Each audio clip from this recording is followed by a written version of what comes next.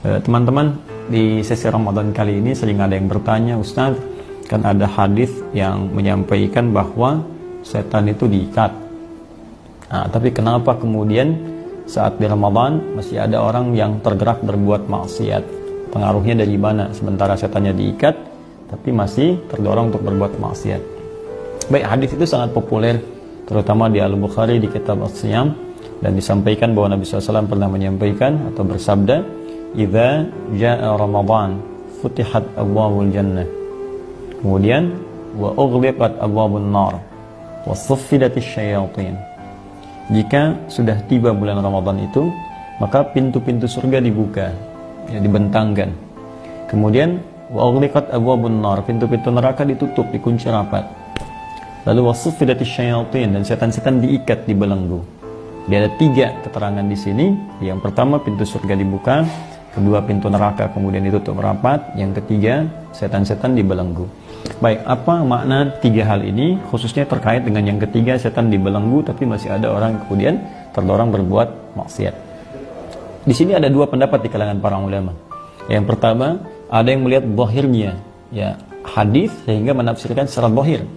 Ya, pintu surga dibuka, memang dibuka. Saat Ramadan penuh surga dibuka, pintu dibuka. Sehingga terasa kekuatan-kuatan, kenikmatan untuk ibadah, aroma-aroma untuk bisa mendekat kepada Allah. Yang kedua, pintu neraka ditutup. Ya, serapat-rapatnya ditutup. Ya, mutlak ditutup. Ya, oleh Allah Subhanahu wa taala. Baik, kemudian yang ketiga, setan dibelenggu. Ya, memang dibelenggu sama sekali. Jadi tafsirannya tidak ada takwil, tidak ada tafsiran yang lain mengartikan setan dibelenggu. Nah, kalau ada kemudian yang berbuat maksiat di situ, maka di sini mereka menyampaikan kemungkinan 2 keterangan. Yang pertama, nafsu. Ya, setannya diikat, tapi kalau nafsunya masih dipelihara, maka itu yang mendorong orang berbuat maksiat.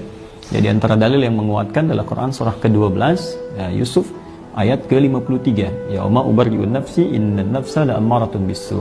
Ya, saya bukan orang suci, tapi dalam diri saya ada nafsu, dan nafsu cenderung mengarahkan pada keburukan.